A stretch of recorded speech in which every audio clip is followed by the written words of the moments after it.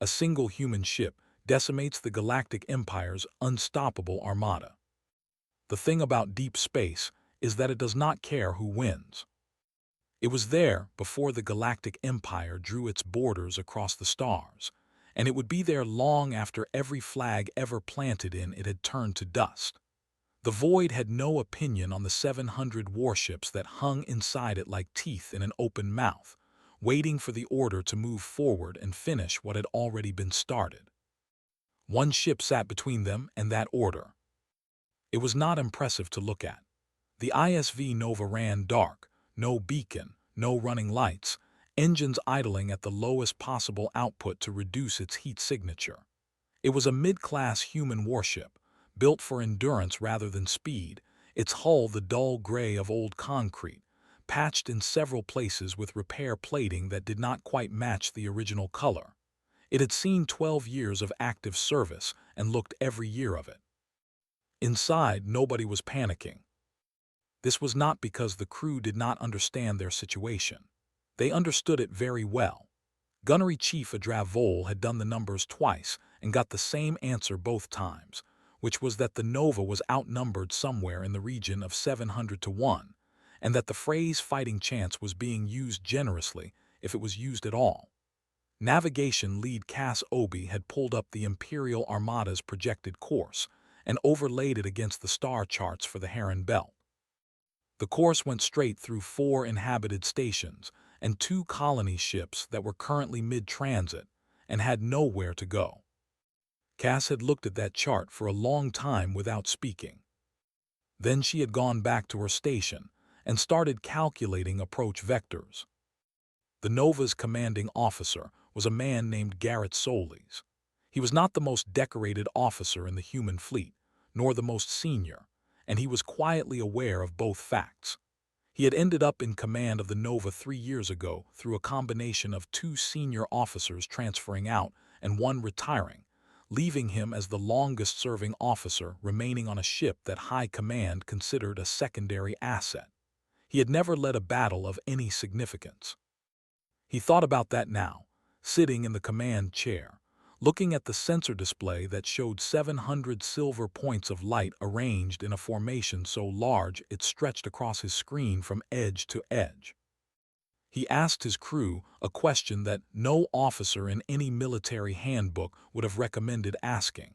He asked them what they were afraid of. It was not a rhetorical question. He waited. Adra said she was afraid of dying without doing anything useful first. Cass said she was afraid the colony ships in the belt would not know what was coming in time to do anything about it.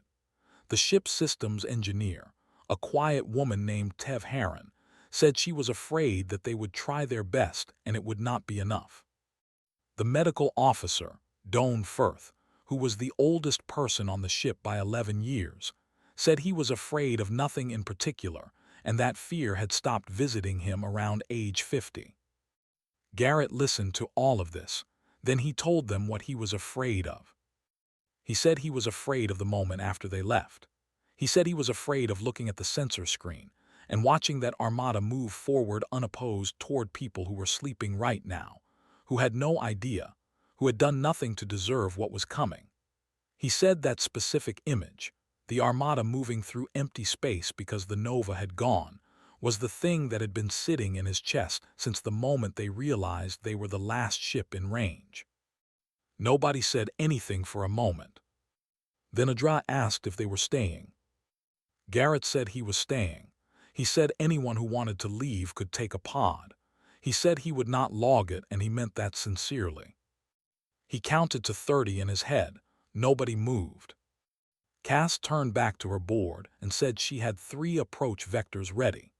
She said she would like to begin shortly, because the armada was going to start moving in approximately 18 minutes based on their current positioning drift and the pattern of their formation adjustments. Garrett said to proceed. What the armada saw at first was almost nothing. A small heat signature at the edge of the debris field left over from the earlier engagement that had destroyed the rest of the human fleet. The signature was inconsistent with anything meaningful. It flickered on and off as if the source was damaged or unstable. The Imperial sensor operators logged it and moved on. Their orders were to advance, and they advanced. The first shot came from a direction nobody expected. Not from the debris field, from above it. Cass had taken the Nova up and over the field while the Armada was watching the field itself, using the wreckage as sensor cover for the vertical climb, and brought the ship out on top of the formation at a point where the Armada's upper coverage was thinnest, because formations were traditionally plotted on a flat plane, and the Empire, for all its centuries of warfare, had never fought an enemy that consistently thought in 3 dimensions. Humans, who had grown up on a world with weather and mountains and an atmosphere that made flat plane thinking actively dangerous, did it without being told to. The shot hit the Armada's lead command ship on its upper hull, where the sensor array sat completely unshielded because nobody put shields on the top of a ship that nothing ever attacked from above. The array did not explode. It simply stopped working, and the lead command ship, suddenly running on backup sensors with 30% of its normal awareness, dropped its formation speed to recalibrate. The ship behind it, following at formation distance, had to brake hard to avoid a collision. The ship behind that one braked harder. The front of a 700-ship formation compressed like an accordion, ships crowding each other, captains shouting over communication channels, the beautiful geometric precision of the Imperial advance dissolving into a 3-kilometer traffic problem in the first 90 seconds of contact with a single human warship that was already gone from the position it had fired from and was somewhere else entirely. On the bridge of his own vessel, Imperial Fleet Commander Otis Wren watched his formation report scroll across the display and felt something he was going to spend a great deal of time not admitting to anyone. He felt surprised. He turned to his tactical officer and asked where the human ship was. The tactical officer said they were working on it. Otis told them to work faster. Behind the Armada, in a small Imperial diplomatic observation vessel that had been attached to the fleet for the purpose of political documentation, a junior attaché named Saris Vale had been watching the whole thing on a secondary sensor feed. Saris was 26 years old and had been assigned to document the Empire's expansion into this sector as a historical record of inevitable Imperial victory. Saris was already rewriting the first paragraph of that document in their head. They pulled up everything on file about human military history and started reading very fast. A single human ship decimates the Galactic Empire's unstoppable armada. The Empire had a doctrine for every situation it had ever faced. This was not arrogance. It was history. The Imperial military had been fighting wars for longer than some of the species in this sector had been building structures, and in that time, it had developed responses to ambushes, to numerical disadvantage, to terrain complications, to electronic interference, to biological weapons and psychological operations, and every form of deception that 200 conquered civilizations had attempted. The Doctrine Library was the largest body of military knowledge in the known galaxy. None of it had a section on this. Fleet Commander Otis Wren spent 11 minutes trying to find a matching scenario in the Doctrine Index, while his formation was still sorting itself out from the accordion compression the Nova's first shot had caused. He searched under ambush from vertical axis. He searched under single-vessel harassment tactics. He searched under enemy using debris field for concealment. Every search returned doctrine designed for fighting an enemy that was trying to win a battle. The Nova was not trying to win a battle. Otis was beginning to understand this, slowly, the way a person understands something they do not want to understand. The Nova was trying to make the battle last as long as possible.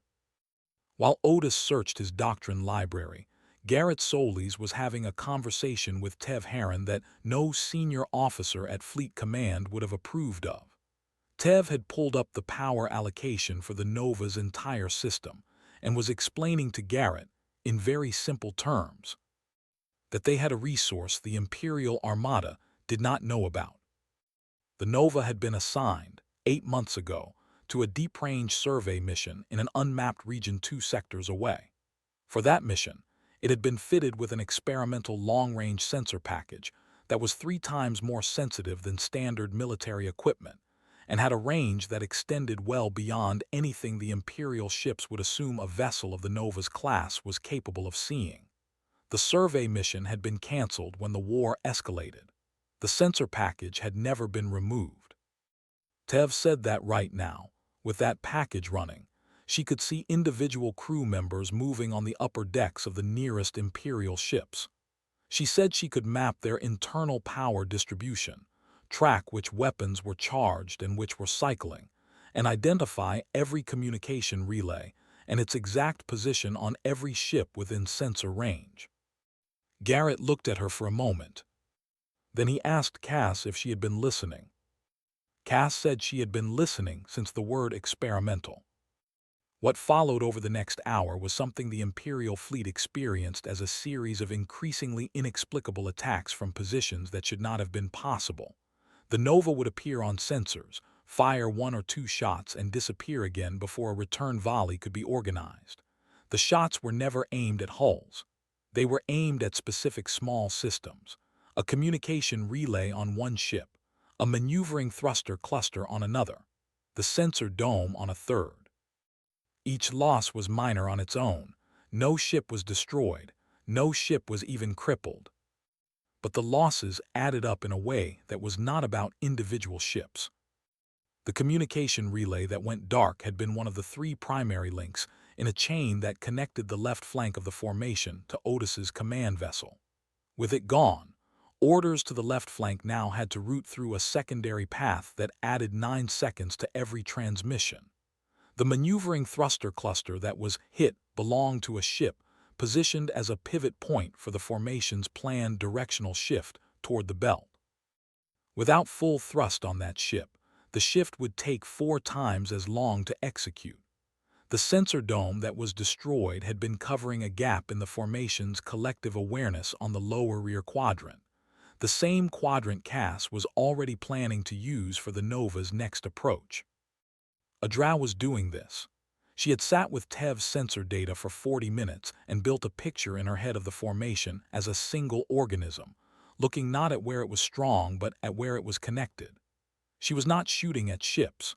She was cutting threads, one at a time, in an order calculated to make the organism progressively less able to coordinate itself without any single cut being large enough to trigger an emergency response. She explained this to Garrett while she was doing it, talking quietly, almost to herself. He listened and said nothing until she was done. Then he said it was the most patient form of violence he had ever heard described. Adra's patience was free. On the command deck of the Imperial flagship, Otis had assembled his senior tactical staff. They were looking at a damage report that was technically minimal and functionally alarming. No ship destroyed. No ship out of action. But the formation was slower to respond than it had been an hour ago. Its communication efficiency was down 17%, and there were 3 blind spots in its collective sensor coverage that had not been there before. His chief tactical officer, a decorated veteran named Orr, said the human ship was not attacking them. It was editing them. Nobody in the room had a good response to that. Orr pulled up the pattern of hits and traced the logic backward. When she saw what Adra had been building toward, she went quiet for almost 30 seconds. Then she said they needed to change their formation immediately, break the current structure entirely and rebuild from scratch, because continuing in the current formation was allowing the human crew to use the formation's own architecture against it. Otis asked how long a full reformation would take.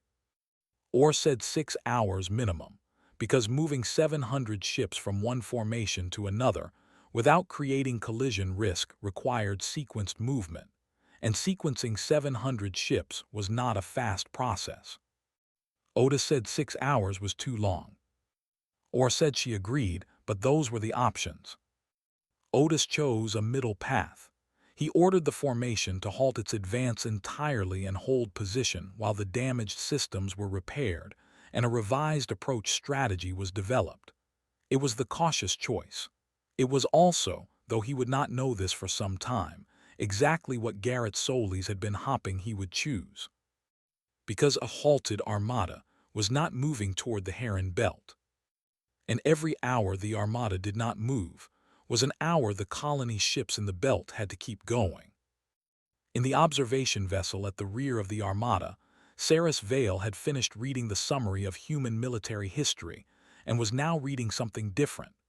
They had found, in the General Cultural Database, a collection of human stories, old ones, pre-spaceflight ones, stories about small groups holding narrow passes and river crossings and mountain roads against armies that should have swept them away in minutes. Saris read 3 of them straight through. Then they looked out the viewport at the single dark ship moving in the middle distance, patient and deliberate, threading through the gap between 2 Imperial cruisers like it belonged there.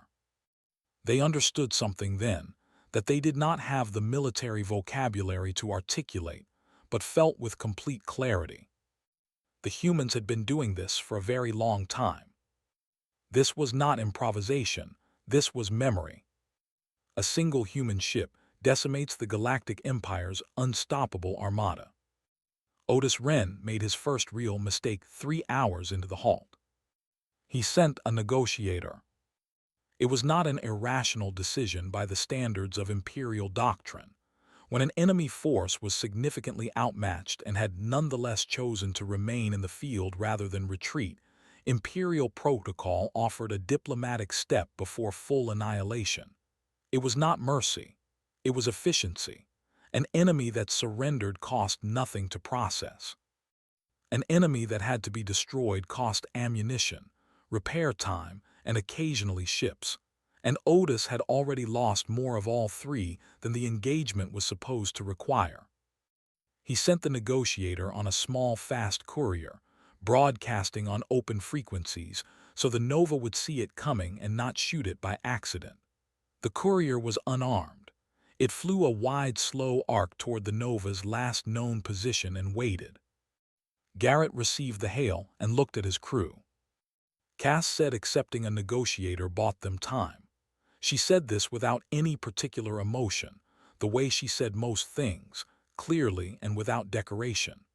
Every minute they spent talking was a minute the armada was not moving, and every minute the armada was not moving was a minute the colony ships in the Heron Belt had. Tev pointed out that they were also running low on 2 things. The first was ammunition for the mid-range weapons array, which Adra had been using heavily. The second was a particular coolant compound that ran through the sensor package, without which the experimental system would overheat and shut down inside of 4 hours.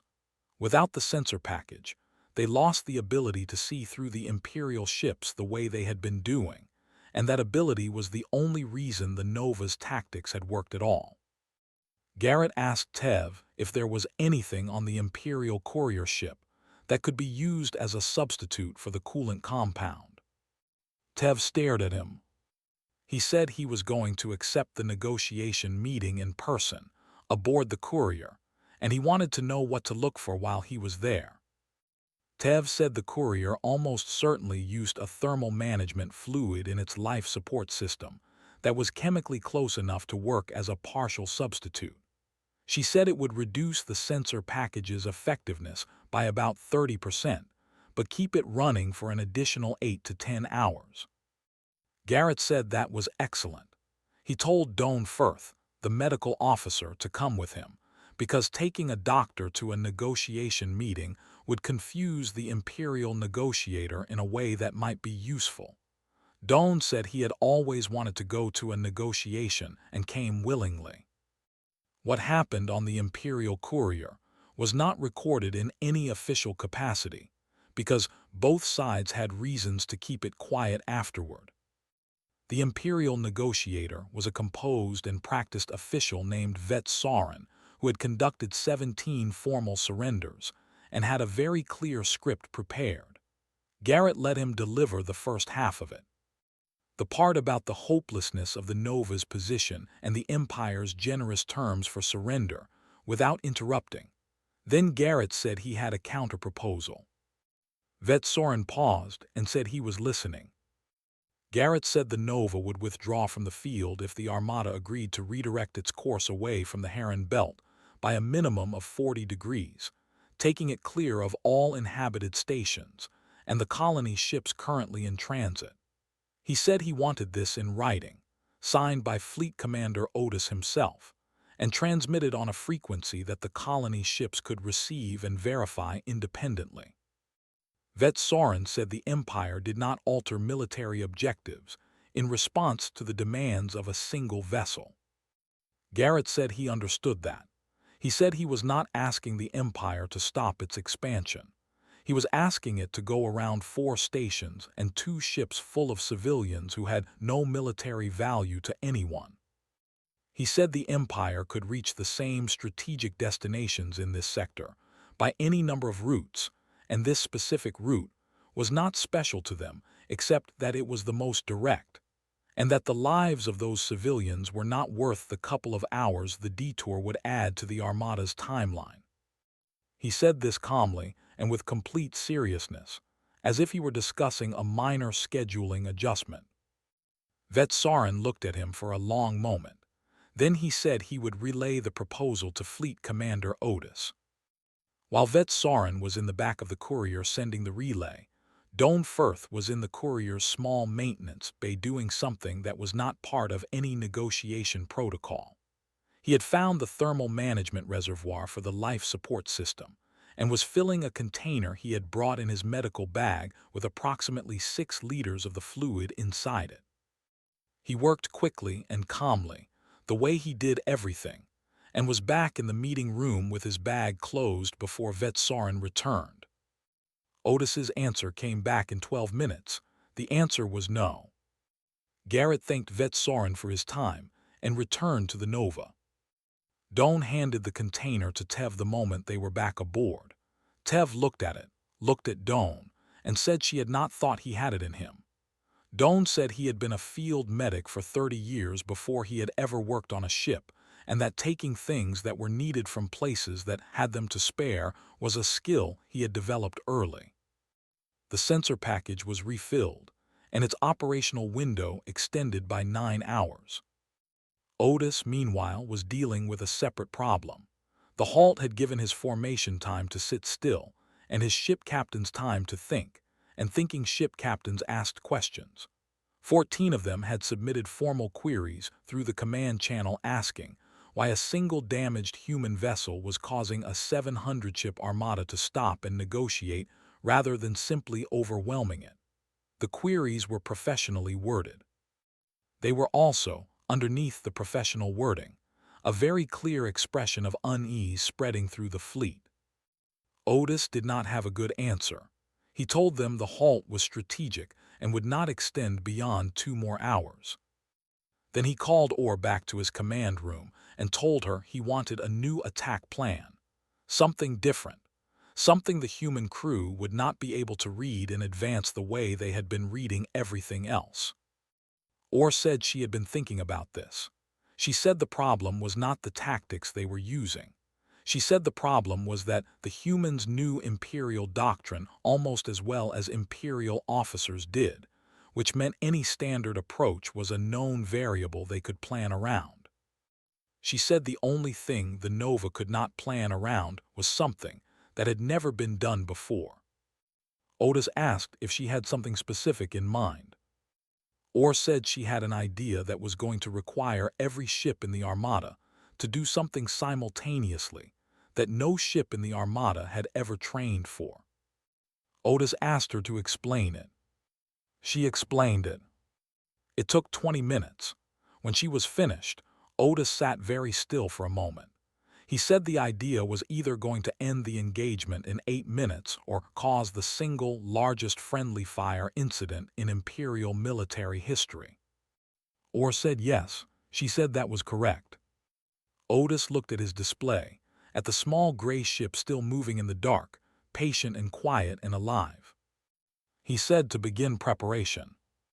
A single human ship decimates the Galactic Empire's unstoppable armada. Tev Harron saw it first because she was the only one looking at the right thing. Everyone else on the Nova's bridge was watching the Armada's weapon signatures, waiting for the next attack pattern to form, tracking which ships were charging weapons and which were repositioning. It was the natural thing to watch. It was what every piece of military training said to watch. When an enemy fleet is preparing to fire, you watch the weapons. Tev was watching the engines. She had grown up around engines the way some people grew up around books or animals, and she read them the same way, instinctively, finding meaning in small things that other people's eyes slid past. What she was seeing right now, across the entire Imperial formation simultaneously, was a very specific change in engine output. Not the kind that preceded movement, the kind that preceded a full stop.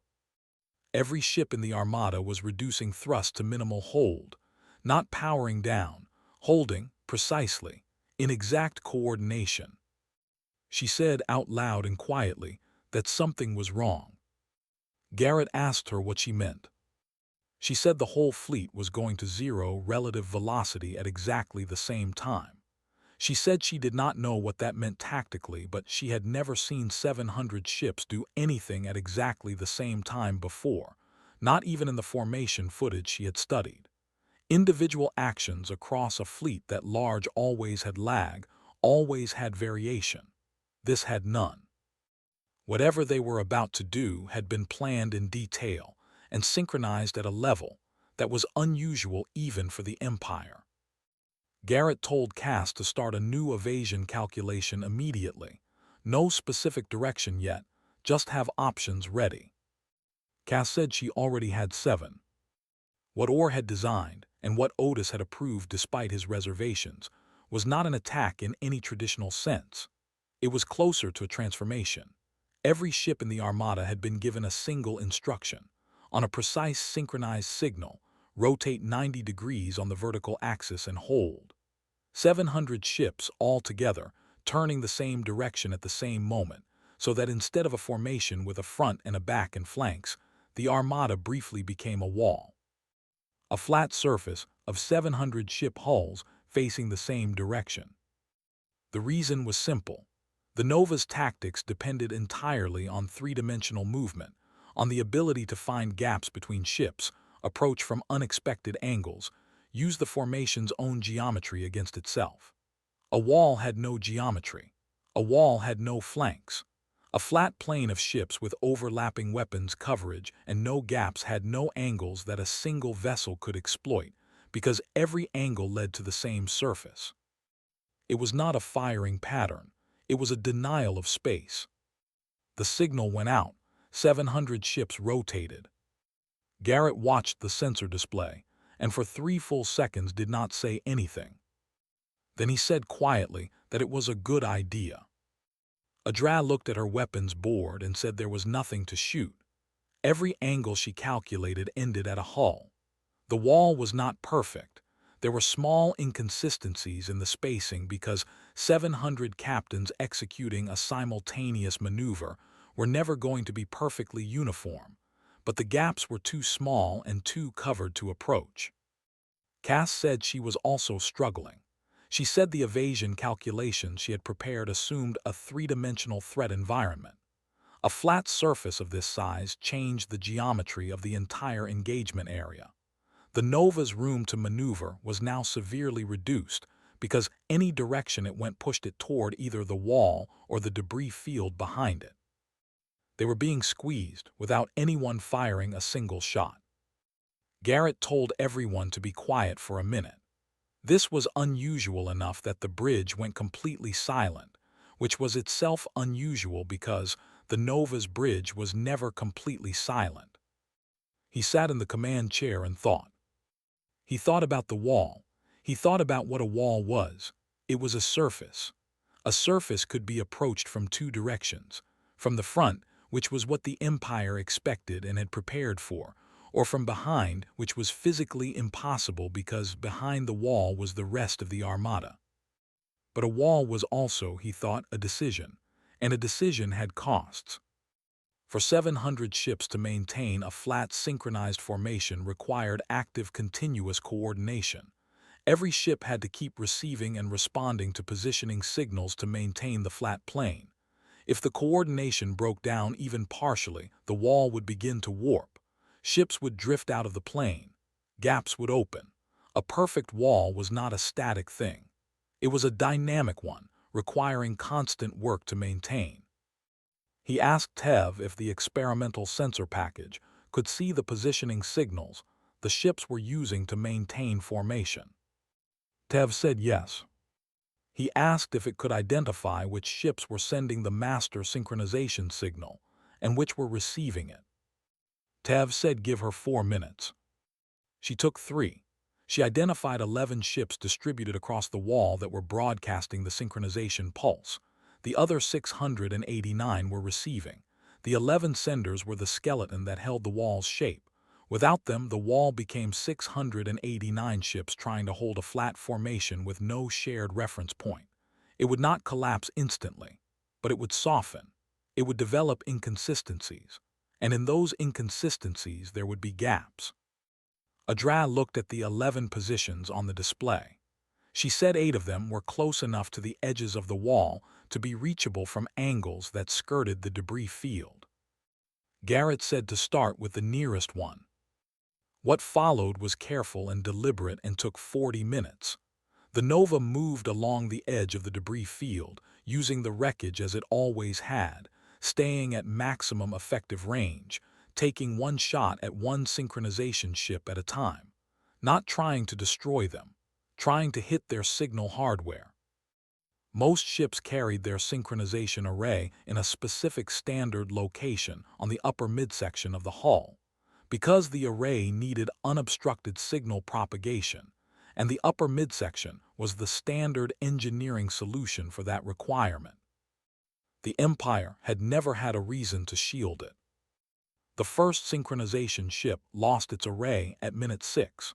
The ships nearest to it in the wall began to drift very slightly within the next 90 seconds, compensating by referencing the next nearest sender instead. The second array went down at minute 14. By the time Adra had taken out the 5th, or was on the command channel telling Otis that the wall was beginning to distort. Ships were compensating, but the compensation was creating uneven spacing in the lower left quadrant of the formation. In the lower left quadrant, a gap had opened that was nearly 40 meters wider than it should have been. It would grow.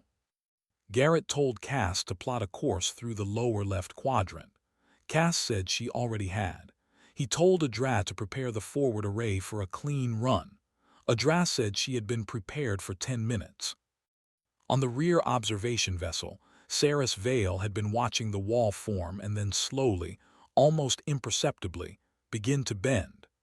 They had been taking notes this entire time, compulsively, filling a document that had long since stopped being the historical record of an imperial victory and become something else entirely, something they did not yet have a title for.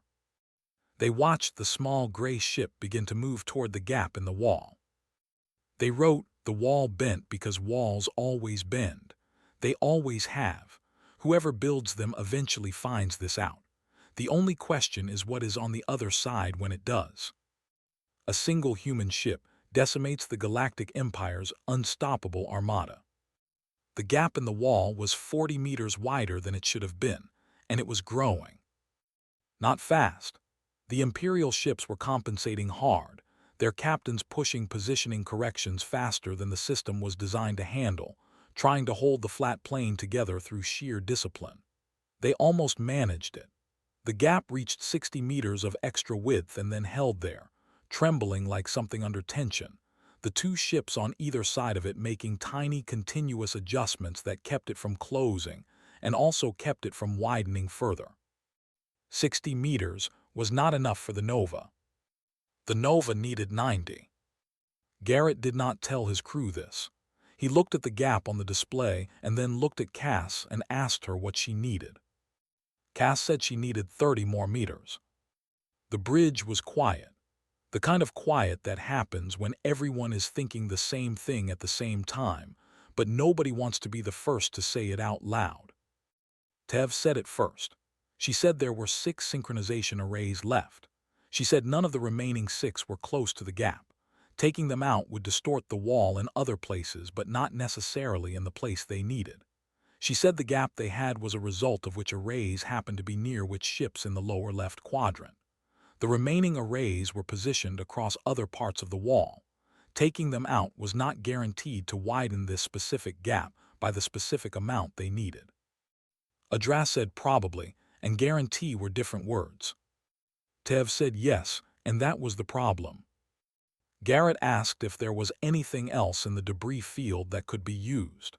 It was the question he had been asking throughout the engagement, in different forms, because the debris field had been their greatest resource, and he had not stopped thinking about it.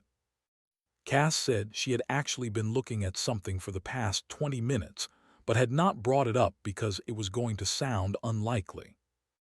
Garrett told her to bring it up. She said that 3 hours ago, while they were in the negotiation meeting on the Imperial Courier, one of the large pieces of debris from the original fleet engagement had been slowly drifting. It was a section of the hull from a destroyed human carrier, roughly the size of a small building, tumbling end over end on a path that Cass had been tracking passively. She brought up the projection of where it would be in the next 18 minutes based on its current drift. The projection line passed directly through the gap in the wall, from the debris field side, at an angle that would take the hull section between the 2 ships holding the gap's edges. It would not damage either ship. It was not moving fast enough for that. But a piece of debris, the size of a small building, tumbling into the narrow space between 2 ships that were already making continuous micro-adjustments to maintain formation, would force both of them to make a much larger adjustment simultaneously. The gap would open. For approximately 45 seconds while both ships recalibrated, based on Cass's calculations, the gap would be wide enough. Garrett asked how confident she was in the drift projection. Cass said the object had been moving in a consistent arc for 3 hours with no thrust and no significant gravitational influence. She said she was very confident. Garrett looked at the display for a moment. Then he said they would use it. He said Adras should stop shooting at the synchronization arrays. He said Tev should watch the debris object and give a countdown starting at 2 minutes. He said Cass should have the transit course ready to execute the moment the gap was wide enough and not a moment before. Then he said one more thing. He said the transit was going to take them through the wall and out the other side into the interior of the formation. That was not the end of the engagement. The interior was where the flagship was, and the flagship was where Otis Wren was. And Otis Wren, while he was commanding 700 ships trying to maintain a wall against a single human vessel, was almost certainly not thinking about what happened if that vessel came through the wall rather than being stopped by it. Nobody on the bridge needed him to explain further. They understood. Going through the wall did not mean going away from the Armada. It meant going into it. Adras said that was insane. Garrett said yes. Adras said she would have the forward array ready. Tev began the countdown at 2 minutes exactly. She watched the hull section on the sensor display, tumbling slow and patient and completely indifferent, the way debris always was. At 90 seconds, the section began entering the gap's edge. At 70 seconds, the 2 ships on the gap's borders began adjusting. At 50 seconds, both ships were moving in opposite directions to avoid the incoming debris. Their formation discipline, fighting against the much more immediate physical reality of something large coming toward them. The gap opened. Tev said go. Cass executed without hesitation. The Nova moved at a speed that pushed every crew member hard into their seats, crossed the debris field's edge in 6 seconds, hit the gap at 41 seconds into the window, and came through to the other side of the wall with 4 seconds to spare. The interior of the Imperial formation was not empty. It was the protected core, where support ships, communication vessels, and the command structure lived. Nothing in there was a warship. Nothing in there had significant weapons. Everything in there was looking outward at the wall that was supposed to be between them and any threat. The Nova came through the wall, and suddenly there was nothing between it and the flagship. Otis Wren received the alert on his command display at the same moment he heard his crew begin shouting. He looked at the screen and saw what the screen was telling him and sat very still for 2 seconds, which was the amount of time it took him to accept that what he was seeing was real. A human warship was inside his formation, inside the wall, between him and the wall. The weapons of 700 ships were all facing outward and he was on the wrong side of them. He gave the order to rotate the wall. All 700 ships turned back around. His chief of operations said that would take a minimum of 6 minutes to execute safely. Otis asked about unsafely. The chief said 3 minutes and a significant collision risk. Otis said to begin immediately. 3 minutes was a long time. On the observation vessel, which was also inside the wall and also now in the same space as a human warship, Saris Vale had pressed against the viewport and was watching the Nova pass close enough that they could see the repair patches on its hull, the mismatched gray plates, the dim orange glow of its running lights. They were close enough to see the human ship's name stenciled on its hull in plain block letters. Saris wrote it down. They would write about this for the rest of their life. They already knew that. A single human ship decimates the Galactic Empire's unstoppable armada. 3 minutes is not a long time unless you are inside an enemy formation with their flagship directly ahead of you and 700 ships trying to turn around. Then it is an extremely long time. Garrett Solis did not waste a single second of it. The moment the Nova cleared the wall, he told Cass to take them straight toward the flagship at maximum speed, not on an attack heading but on an intercept heading, the kind of trajectory that would bring them alongside the flagship rather than into it. He told Adra to charge the forward array and keep it visible on every sensor frequency available, which was Tev's job, and Tev was already doing it without being asked. He told Doan Firth to open a channel on the Imperial Command frequency and keep it open. Doan said he did not know the Imperial Command frequency. Tev gave it to him from the sensor package. Doan opened the channel. What Garrett said on that channel was not a threat. It was a statement. He said that the Nova was currently positioned between the Imperial flagship and the interior of its own formation. He said the flagship's shields were calibrated for external threats and were at significantly reduced capacity on the formation-facing side because nobody had ever needed shields on the side that faced your own fleet. He said the Nova's forward array was charged. He said he could see the flagship's bridge section from his current position through a fairly ordinary viewport, which meant his weapons could see it too. He said he would like to speak to Fleet Commander Otis Wren directly. He said he would wait. Otis was already on the channel before Garrett finished speaking. Otis said whatever Garrett thought he was doing. He had approximately 2.5 minutes before the wall completed its rotation, and the Nova would be surrounded. Garrett said that was fine. He said he did not need very long. He said he wanted to make a request. He said it was the same request he had made during the negotiation meeting and that Otis had declined.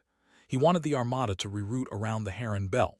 He said the strategic objectives Otis was pursuing in this sector did not require passing through the belt. The belt was a convenience, not a necessity. Going around it added time and fuel and nothing else. The stations and colony ships in the belt had no military value. Routing around them cost the Empire nothing meaningful. He said he had stopped the Armada for 7 hours. He said the colony ships in the belt had been moving for 7 hours and were now well outside the most dangerous zone. He said if the Armada agreed to the reroute, the people in the belt would make it to safety. If the Armada did not agree and simply resumed its original course once it had dealt with the Nova, some of them would still not make it. He said he was asking Otis to make a decision that cost the Empire almost nothing, in exchange for the lives of people who had nothing to do with this war. He said he was asking this from inside the Imperial formation, with a charged weapon pointed at the flagship's bridge. He said he understood if the optics of that made it difficult. Otis did not respond immediately. The channel was open, and Garrett could hear the background noise of the Imperial flagship's command deck, voices and systems, and the particular sound of a very large organization trying to manage a situation it had not prepared for. Then Otis said something that nobody in the Imperial fleet would ever officially confirm he had said. He asked Garrett why it mattered so much. The question was not tactical. It was genuine. Otis had spent his entire career inside a system that understood value in terms of resources and strategic position, and the balance of power between great forces. He did not understand, at a fundamental level, why a military officer who had just outmaneuvered an armada of 700 ships had spent all of it on the question of a course correction for the benefit of a few thousand civilians who were not factors in any meaningful military equation. Garrett thought for a moment. Then he said he did not know how to explain it to someone who did not already understand it. He said he could try. He said those people existed. They were alive right now, moving through space, unaware that they were in a route. They had not chosen to be in a war. They had not done anything to anyone. They were just there alive, the way people were alive, with their specific histories and their specific hopes and their entirely ordinary, irreplaceable lives. He said that was enough. He said that being alive and being in the way of something that could be moved was enough to make moving it the right thing to do. He said he did not know how to make that simpler. He said if Otis did not understand that, it was all right. He was not asking Otis to understand it. He was asking him to do it anyway. The wall completed its rotation at 2 minutes and 40 seconds. 700 ships were now facing inward. The Nova was surrounded. Nobody fired. Otis looked at the tactical display for a long time. He looked at the cost-benefit analysis his systems could generate in seconds. One human warship of minimal strategic value against the time and ammunition and political complexity of the engagement so far, against a course correction that was, as Garrett had said, genuinely not very expensive. He gave an order. The order was not to fire. It was sent to his navigation staff. It was a course adjustment, 42 degrees off the current heading. It took the Armada's projected path entirely clear of the Heron Belt, of the stations, of the colony ships that had been moving for 7 hours and were now, because of that, far enough along their route to reach safety. He transmitted the adjustment on the colony ship frequency, as Garrett had requested, so they could see it and verify it independently.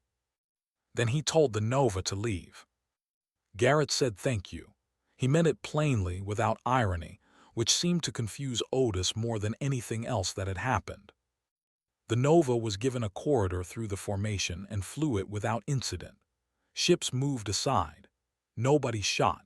The gray ship passed through 700 warships and came out the other side and kept going, running lights dim and engines idling, hulls still patched in mismatched colors, looking exactly as unimpressive as it had looked at the beginning.